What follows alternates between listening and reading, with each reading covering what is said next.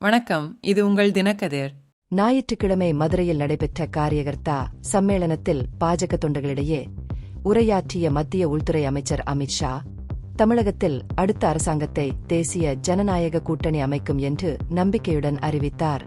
மதுரையை பரிவர்த்தன் நகரம் என்று வர்ணித்த ஷா, வரவிருக்கும் 2026 சட்டமன்ற தேர்தலில் ஆளும் திமுக அரசாங்கத்தை வீழ்த்துவதற்காக பாடுபட கட்சி தொண்டர்களை அணிதிரட்டினார். தமிழ்நாட்டில் ஏற்படும் மாற்ற அலை தன்னால் அல்ல, மாறாக தற்போதைய ஆட்சியில் ஏமாற்றமடைந்த மக்களால் இயக்கப்படும் என்று அவர் வலியுறுத்தினார். ஏழைகள், பெண்கள் மற்றும் குழந்தைகளை பாதித்ததாக கூறப்படும் பெரிய அளவிலான ஊழல் குறித்து திமுக மீது ஷா கடுமையான தாக்குதலை தொடங்கினார். 39,775 கோடி ரூபாய் டாஸ்மாக் மதுபான ஊழலை அவர் சுட்டிக்காட்டினார்.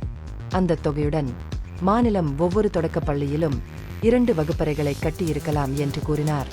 அரசு நடத்தும் மதுபான விற்பனை நிறுவனமான டாஸ்மாகுடன் தொடர்புடைய 1000 கோடி ரூபாய் மதுபான விற்பனை ஊழலில் அமலாக்க இயக்குநரகம் நடந்து வரும் விசாரணையையும் அவர் குறிப்பிட்டார்.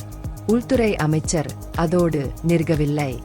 4600 கோடி ரூபாய் மதிப்புள்ள மணல் அள்ளும் ஊழல் குறித்து அவர் கவலை தெரிவித்தார். இது விளிம்புநிலை சமூகங்களை கடுமையாக பாதித்துள்ளது என்று வலியுறுத்தினார்.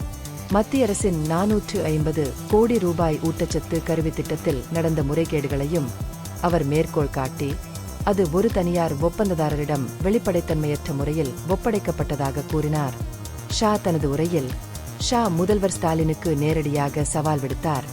திமுகவின் 2021 தேர்தல் வாக்குறுதிகளுக்கு வெளிப்படையான பொறுப்புக்கூறலை கோரினார்.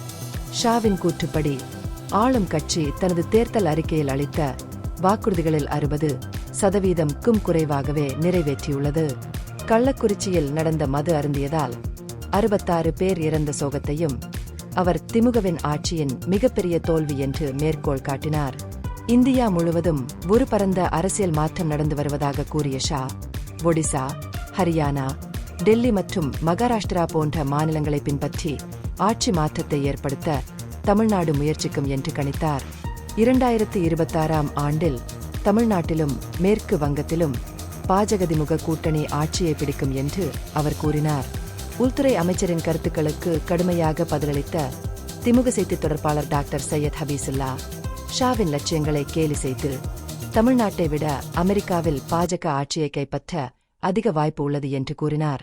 இதற்கிடையில் ஷா, மத்திய அரசின் பங்களிப்புகளை பாதுகாத்து கடந்த 10 ஆண்டுகளில் மோடி அரசு தமிழ்நாட்டிற்கு 6.80 லட்சம் கோடி ரூபாயை ஒதுக்கியுள்ளதாகவும், புதிய நாடாளுமன்ற கட்டிடத்தில் செங்கோல் நிறுவுவதன் மூலம் தமிழர் பெருமையை கௌரவித்துள்ளதாகவும் கூறினார்.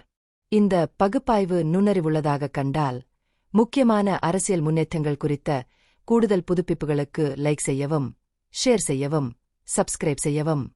இது உங்கள் தினக்கதிர். நன்றி.